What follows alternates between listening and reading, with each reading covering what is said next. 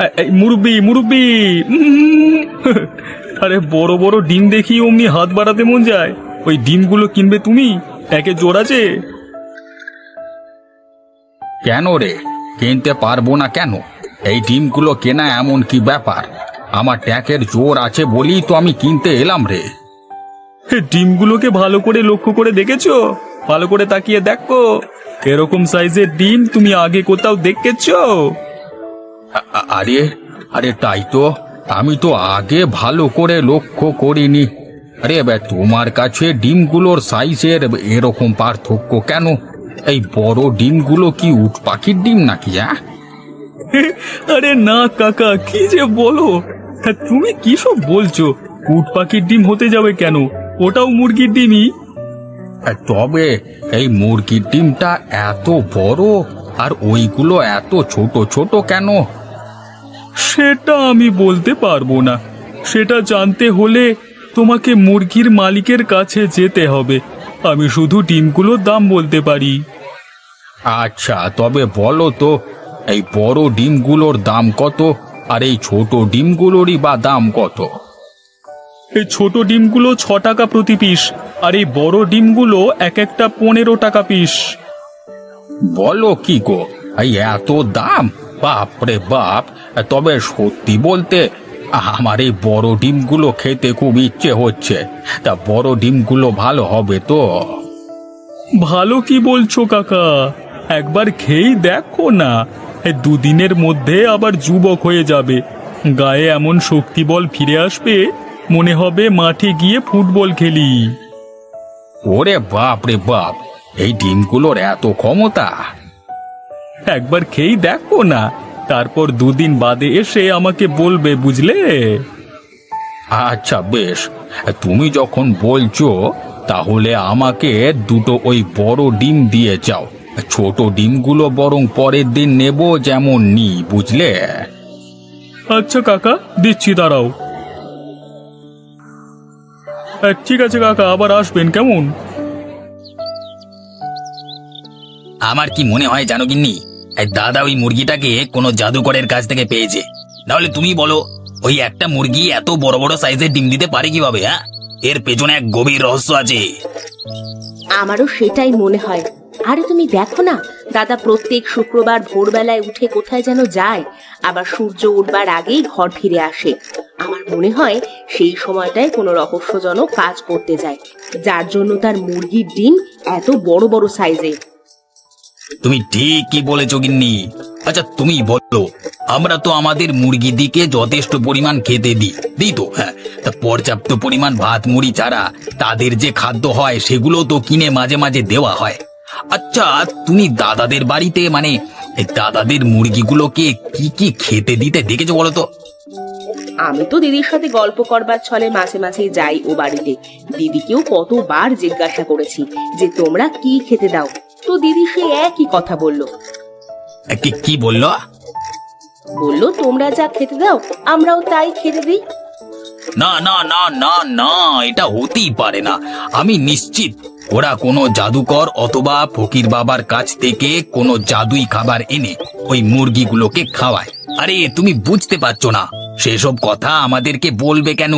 আমরা যদি জানতে পেরে যাই তাহলে তো আমাদের মুরগির ডিমগুলো এত বড় বড় হবে, তাই না? তুমি যা বলেছ, তোমার দাদা তোমার ওপর এত হিংসা কেন বলো তো?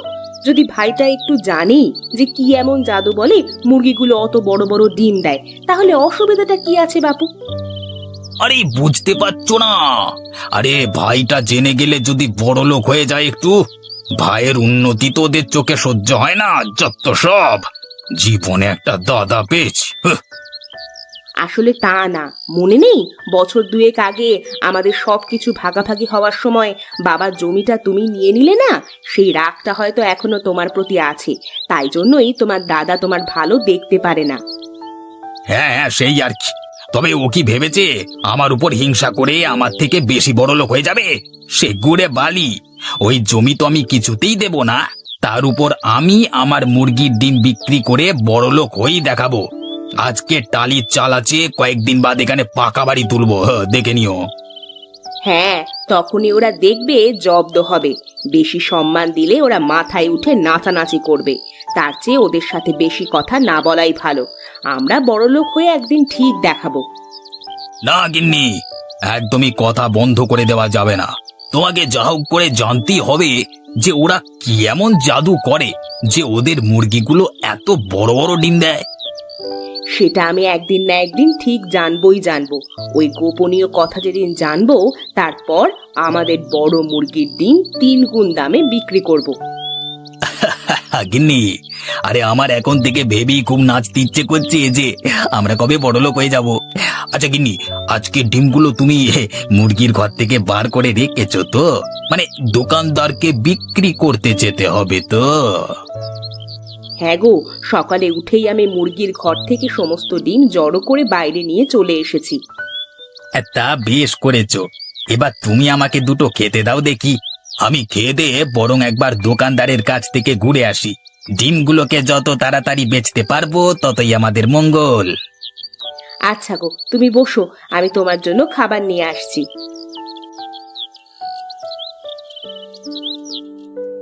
হ্যাঁ গো, শুনছো? বলি আজকে আসবার সময় কিন্তু আমাদের মুরগির জন্য ভালো দেখে বেশি দামি খাবারটা নিয়ে আসবে। সস্তার খাবার ভুলেও কিন্তু আনবে না। হ্যাঁ গো, সে আর বলতে। আজকে কেমন ডিম দিয়েছে মুরগিগুলো? আগের মতনই খুব ভালোই দিয়েছে। ডিমগুলো দেখে সত্যি খুব ভালো লাগছে। হ্যাঁ গো গিন্নি, আমাদের কপালে যে এমন মুরগি জুটবে সেটা আমরা কল্পনা করতে পারিনি। সত্যি আমাদের ভাগ্য অনেক ভালো হয়। ওপরওয়ালা আমাদের প্রতি সহায় আছেন। তুমি কি বলো গিন্নি? সেটা তুমি ঠিকই বলেছ, কিন্তু একটা কথা তোমাকে আজকে আমি বলি, তোমার ভাই আর ভাইয়ের বউ কিন্তু আমাদের এই মুরগিগুলোকে ভালো চোখে দেখছে না। সে আমি জানি গিন্নি, ওরা যে আমাদের ভালো চায় না সেটা আমি অনেক আগে থেকেই জানি। দেখলে না, বাবা মারা যাওয়ার আগে জমিটা তো আমাদের 2 ভাইকে ভাগ করে দিয়েছিল, আর ছোট বউ কেমন নাছোড়বান্দা হয়ে জমিটাকে নিজের নামে লিখিয়ে নিল। তোমার ভাইটিও কম যায় না, সে তো গিন্নির কথায় ওঠে আর বসে। গিন্নি যা বলবে সে তাই করবে। এই তো কদিন আগে দেখছি আবার আমার সাথে হেসে হেসে কথা বলতে এসেছে। সে কি গিন্নি, তুমি তো আগে বলনি আমাকে। তুমি কিন্তু মুরগিগুলোকে সাবধানে রেখো, সব সময় চোখে চোখে রেখো ওদের। আমার মন বলছে ও নিশ্চয়ই কোনো না কোনো মতলবে এসেছিল। সে আর বলতে, আমাকে বারবার জিজ্ঞাসা করছিল তোমাদের মুরগিগুলোকে কি খাওয়াও। তুমি কি সবকিছু বলে দিয়েছো নাকি? না না, সে আর কেউ বলে? আমি বলেছি তোমাদের মুরগিকে তোমরা যেটা খাওয়াও আমিও সেটাই খাওয়াই। বেশ করেছো, একদম কিছুই বলবে না। তুমি সব সময় জানবে ওরা আমাদের ভালো চায় না। আমাদের সঙ্গে যেচে কথা বলতে আসা মানে ওরা ভেতরে ভেতরে নিশ্চয়ই কোনো পরিকল্পনা করছে, আর সেই পরিকল্পনা নিশ্চয়ই আমাদের ভালোর জন্য নয়, আমাদের খারাপের জন্যই হবে। তুমি ঠিকই বলেছ। এখন তুমি তাড়াতাড়ি খেয়ে নাও, কথা বলতে বলতে অনেক দেরি হয়ে গেল। এরপর তোমাকে বাজারে গিয়ে দোকানদারকে সমস্ত ডিম বিক্রি করতে হবে, না হলে যে দোকানদার আবার ডিমগুলো ঠিক সময় মতো বিক্রি করতে পারবে না। ঠিক আছে, ডিমগুলোকে জড়ো করে রাখো, আমি তাড়াতাড়ি খেয়ে নিই। আরে রাখাল যে, এসো এসো। তা হঠাৎ আমার বাড়িতে কি মনে করে? আগে জমিদার মশাই, আপনার সাথে একটু দরকার ছিল, তাই জন্যই আমি আপনার কাছে এলাম। যদি অনুমতি দেন তাহলে বলি। হ্যাঁ বলো রাখাল, আমার কাছে যখন তোমরা আসবে তখন নিশ্চয়ই দরকারই আসবে। তা বলো কি দরকার তোমার আমাকে? আগে মোড়ল মশাই, হাতে কোনো কাজকর্ম নেই, ঘরে একমাত্র মেয়ে এবং মায়ের পেট চালাবার মতো কোনো টাকা পয়সা নেই হাতে। এই সময় যদি আপনি একটা কাজের বন্দোবস্ত করে দিতেন তাহলে খুবই ভালো হতো জমিদার মশাই। আহারে, তোমাদের এরকম অবস্থা দেখলে আমি আর স্থির থাকতে পারি না। তাই জন্য গ্রামের লোককে পর্যাপ্ত পরিমাণ কাজ দিয়ে আমি নিজেকে শান্ত রাখি। কিন্তু তুমি আগে কোথায় কাজ করতে? আগে জমিদার বাবু, আমি আগে একটা পাটের কারখানায় কাজ করতাম। বেশ ভালোই সংসার চলে যাবার মতো রুজি রোজগার হচ্ছিল। 1 মাস আগে হঠাৎ করে একদিন কাজে গিয়ে দেখি জুট মিল বন্ধ করে দিয়েছে মালিকেরা। দরজায় নোটিশ আটকে দিয়ে তারা সেখান থেকে চলে গেছে। ফলে আমার মতো অনেক লোক কাজ হারায়। তুমি যখন কারখানায় কাজ করতে তার মানে তোমার কাছে শিক্ষা দীক্ষা ভালো মতনই ছিল, কিন্তু আমার হাতে যে তোমাকে দেবার মতো কোনো কাজ নেই এই মুহূর্তে। চাষবাস তোমার পক্ষে করা সম্ভব নয়, সারাদিন রোদের মধ্যে মাঠে খাটবার গা তোমার নয়। না জমিদার বাবু, আপনি যে কোনো ধরনের কাজ দিলে আমি সব কাজই করে ফেলবো। আমার এখন কাজের একটা খুব দরকার, আপনি কিছু একটা ব্যবস্থা করুন। না রাখাল, তুমি ভুল করছো। সব কাজের জন্য সবাই প্রস্তুত হয় না। আমি আমার অভিজ্ঞতা থেকে বলছি, যে কাজ তুমি পারো না সেই কাজেই তুমি যদি সময় নষ্ট করো, তাহলে একটা সময় পর দেখবে ধীরে ধীরে তোমার সেই কাজ করতে আর মন চাইছে না। তাহলে জমিদার মশাই, আপনি যে কোনো একটা ব্যবস্থা করে দিন, না হলে যে আমি আমার পরিবারকে নিয়ে ভেসে যাব। রাখাল, তুমি আমাকে কিছুটা সময় দাও। তুমি বরং বিকেলে আমার সাথে একবার দেখা করো, তারপর আমি তোমাকে জানাচ্ছি। আশা করছি তোমার জন্য কিছু না কিছু একটা ব্যবস্থা ঠিক আমি করে দেব। ঠিক আছে জমিদার মশাই, আমি না হয় আজকে বিকেলে আপনার সাথে দেখা করছি।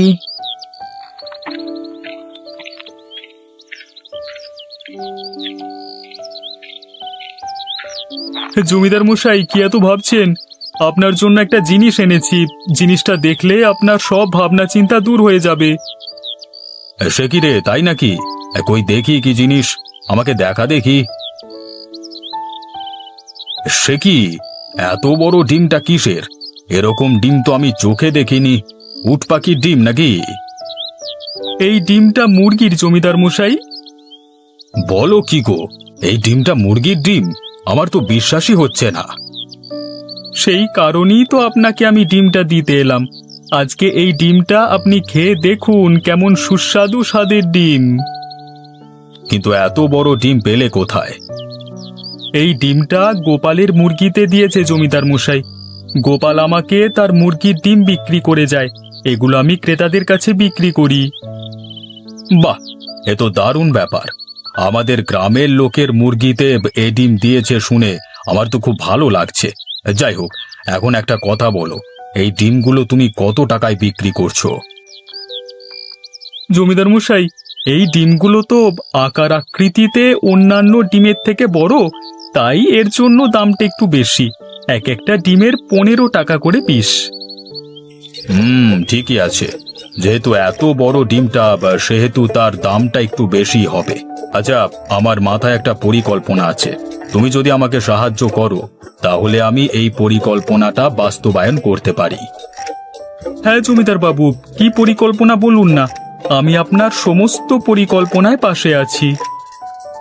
তুমি এখানে আসবার কিছুক্ষণ আগে রাখাল এখানে এসেছিল। ও বেচারা বলছিল ওর হাতে এখন কাজকর্ম নেই, তাই আমি ভাবছিলাম যদি ওকে একটা কাজ দেওয়া যায়। কিন্তু জমিদার মশাই, এই মুহূর্তে আমার কাছে তো তেমন কোনো কাজ নেই। আরে না না, তোমাকে বলিনি। আমি ভাবছি আমাদের গ্রামে তো এমন কোনো খাবার হোটেল নেই যেখানে এই বড় ডিমের বিভিন্ন রেসিপি পাওয়া যায়। না জমিদার বাবু, সেরকম কোনো হোটেল আমাদের গ্রামের কোথাও নেই। আপনি কি সেই হোটেল খুলতে চাইছেন? হ্যাঁ, আমি চাইছি এরকম একটা হোটেল এই গ্রামের বাজারে শুরু করতে। এই হোটেলে রাখালকে আমি কাজ দেব, তাহলে গ্রামের মানুষ একটা নতুন হোটেলও পাবে যেখানে ডিমের বিভিন্ন রকম রেসিপিও পাওয়া যায়। সাথে রাখাল বলে ছেলেটা তার সংসারকে বাঁচাতে পারবে। এখন তুমি কি বলো?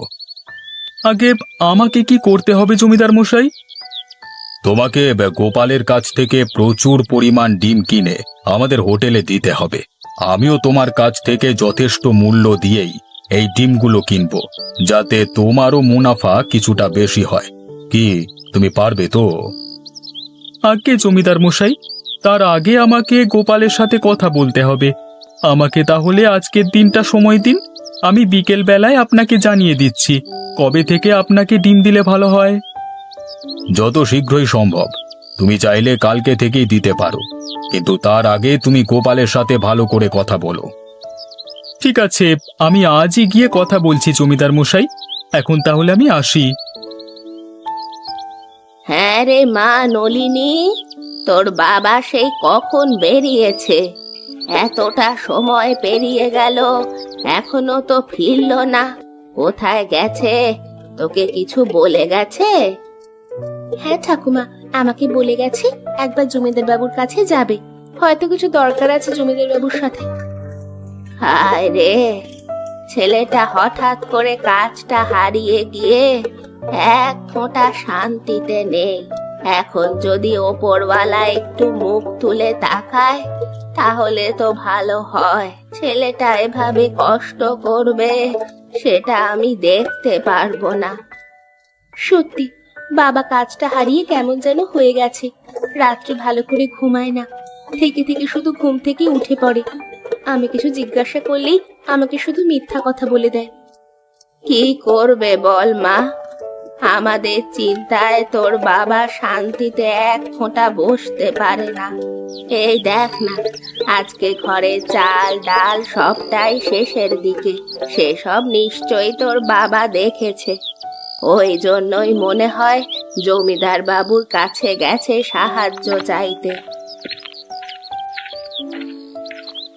ও, তোমরা ঠাকুমা নাতনিতে এখানে বসে গল্প করছো? এই যে এতে চাল আর এতে ডাল আছে, আগামী 2 দিন এই দিয়ে হয়ে যাবে, তারপর কিছু একটা ব্যবস্থা না হয় করব। বাবা, তুই জমিদার বাবুর কাছে গিয়েছিলিস? নিশ্চয়ই জমিদার বাবুর কাছে টাকা ধার করেছিস। হ্যাঁ মা, জমিদার বাবুর কাছে গিয়েছিলাম, কিন্তু টাকা আমি জমিদার বাবুর কাছ থেকে ধার করিনি। আমাকেই চাল ডাল কিনে দিয়েছে আমাদের গোপালদা। আমি অনেক করে না করলাম, কিন্তু সে কিছুতেই আমাকে ছাড়লো না। ও হ্যাঁ, এর মধ্যে একটা মুরগির বড় ডিম আছে দেখবে, ওটা বেশ গরম গরম ভাজা করবে তো। গোপালের এবং তার বউয়ের মন সত্যি খুব ভালো। 2 ভাইয়ের মধ্যে এই গোপালই খুব সৎ ভাই। ও এইভাবে মানুষের বিপদের দিনে সাহায্য করে বলেই ওকে সকলে খুব ভালোবাসে। তা যা বলেছ মা, সত্যি গোপালদার মতো মানুষ হয় না, ও সত্যি খুব ভালো মানুষ। তা বাবা, জমিদার বাবু কি বললেন? তুমি কি জন্য ওনার কাছে গিয়েছিলে? আসলে জমিদার বাবুর কাছে গিয়েছিলাম একটা কাজের আর্জি নিয়ে। আমি তো কাজ হারিয়েছি, তাই 1 মাস হয়ে গেল। তোমাদের কি করে যে খাওয়াবো সেই নিয়ে সারাদিন চিনতে হয়। তাই জমিদার বাবুর কাছে গিয়েছিলাম, যদি তিনি আমার কোনো একটা ব্যবস্থা করতে পারেন। জমিদার বাবু কি বললেন? বললেন ওনার কাছে এখন তেমন কোনো কাজ নেই, তাতেও বিকেলে তিনি একবার ওনার সাথে দেখা করতে বলেছেন। দেখি একবার দেখা করে তিনি কি বলেন। আচ্ছা বাবা, সারাদিন তুই অনেক চিন্তা করেছিস। এখন চল তো, ভেতরে গিয়ে বিশ্রাম নিবি চল। আমি আর নলিনী জলদি করে রান্নাটা করে নি, তারপরে অন্য কথা। ঠিক আছে, চলো না হয়। তারপর বিকেলে দেখি জমিদার বাবু কি বলেন। জমিদার বাবুই আমার শেষ ভরসা। তাহলে কি করবে গোপালদা, একটু ভেবে বলো। আমাকে আবার জমিদার বাবুকে আজকে বিকেলে উত্তর দিতে হবে। সবই শুনলাম ভাই, জমিদার বাবু এমন একটা ভালো সিদ্ধান্ত নিয়েছেন, তার জন্য আমি তাকে সাহায্য করব না এটা কখনো হয়? আর রাখালের অবস্থা আমি খুব ভালো করেই জানি। সত্যি ও এখন খুব গরিবই হয়ে পড়েছে কাজ হারিয়ে। আজকে আমি কিছু চাল ডাল জোর করে তাকে কিনে দিলাম। হ্যাঁ, তাহলে সমস্ত কথা হয়ে গেল। আমি তাহলে জমিদার বাবুকে গিয়ে সুখবরটা জানিয়ে দিই। জমিদার বাবু আশা করছি খুব শীঘ্রই তার নতুন হোটেলটা শুরু করে দেবেন। আচ্ছা, তবে এখন চললাম, কেমন?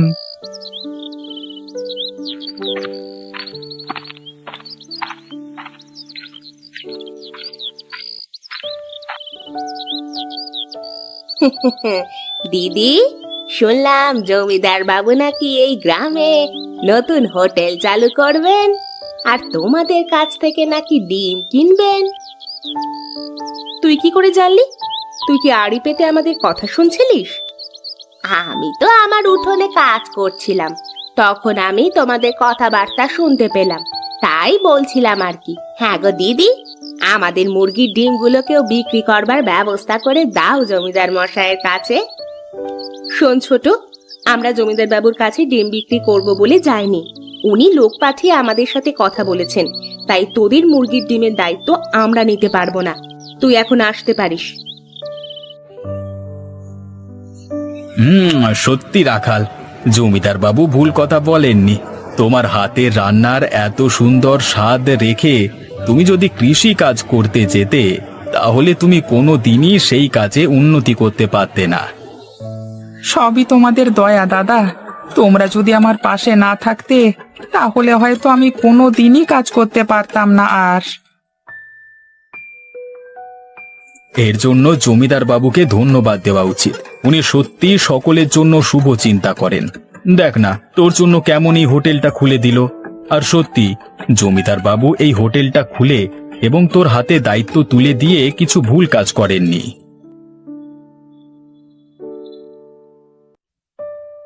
কই রাখাল, তোমার হাতের তৈরি ডিমের রেসিপি আমাকে দাও, একবার খেয়ে দেখি কেমন হয়েছে। এই যে জমিদার বাবু, দিচ্ছি। আরে বাহ, এত সুন্দর রান্না এবং এত সুস্বাদু ডিম আমি আগে কোনোদিন খাইনি। রান্না না হয় আমি করেছি জমিদার বাবু, কিন্তু এই বড় ডিমগুলো গোপালদার মুরগির দেওয়া ডিম। সত্যি গোপাল, তুমি আরো ভালো করে মুরগিগুলোকে প্রতিপালন করো, যাতে এরকম সাইজের বড় বড় ডিম দেয়। আচ্ছা বাবু, আমি তাই করব।